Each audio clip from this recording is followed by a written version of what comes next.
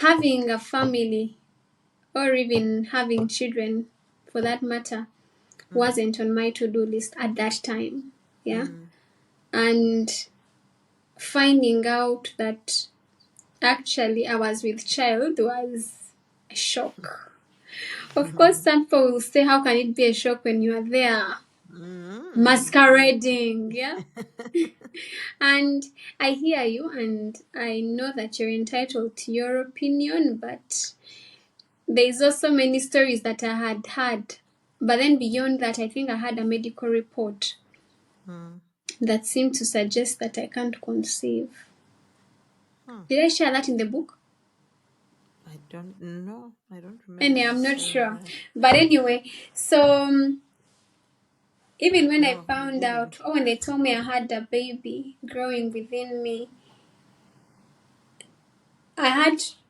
when I went to the hospital, I was waiting for them to give me an option of, you know Yes. what, you can't have this child, man. You can't. Like, Mm. so, but when I went there, the doctor said, you can have the child. Why can't you have the child? We've seen very many people like you who have had the children, so you have the child. Yeah. So I carried on with my little girl. At least they said I would have the child, so I carried on. And now that also became a bit of a turning point for me, because now I had to figure out how to navigate the pregnancy. What kind of mother was I going to be? Remember, I didn't grow up with my mother, me as me. Oh, well, I had an idea of how other people are mothering, but just by seeing, because, well, I'd seen my auntie raise her sons. My auntie who is married to my paternal uncle, but then also I have another special maternal auntie who, for example, on my graduation sent me his battalion to keep me company. So I had seen them, and I partly knew what it meant to love a child, but not to the depth of a child who is yours. Yeah. So now for me, the one way I really do that is by reading a lot. There's a friend of mine who said that when they come onto my laptop and they see anything I'm reading about, chances are high it's something I'm experiencing.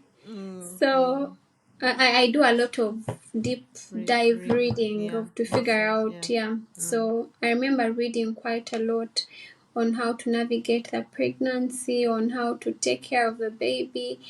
I went to YouTube and found prayers for unborn children.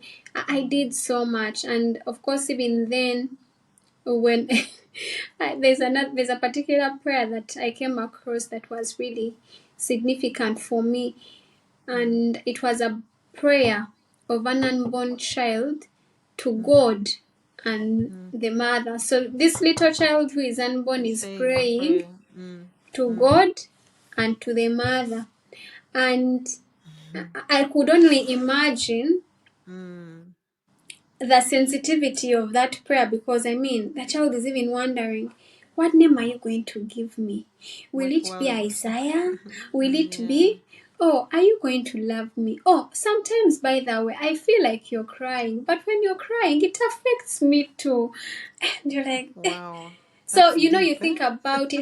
It was such a deep prayer that instantly I fell in love with a little girl that was growing inside of me without so much effort, because I want to think I felt pity for them. Because you're wondering, Banang, does this child know that I was not ready for them? Why are they making such a prayer? And with artificial intelligence, it's very easy for you to also feel like they know what's running through my mind. Why are they giving me this kind of prayer? Why is it the one I'm listening to? But now, just listening to that prayer alone and listening to what the child was praying for, and everything that the child hoped to share with their mother, I looked forward to carrying this child. And after I had her, I lived for for her, not just for me. Mm. And because I usually try to read, I had also read one of what's her name?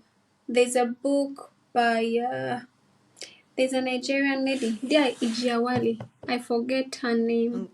Mm, Chimamanda. Ngozi Chimamanda. Oh yeah, Yes, I love yes, Chimamanda. Yeah, I yes. love Chimamanda. So Mm. I had read her a letter to her daughter, Dia Mm. Ijiawali, a feminist manifesto as well. And one of the things that I really, really wanted was to make sure that I raised my daughter in such a way that she's empowered, she can Mm. stand up for herself, she's Mm. courageous, she's strong. Mm. And then beyond that, I really wanted to show her the love that my grandfather had shown me before Mm. he left.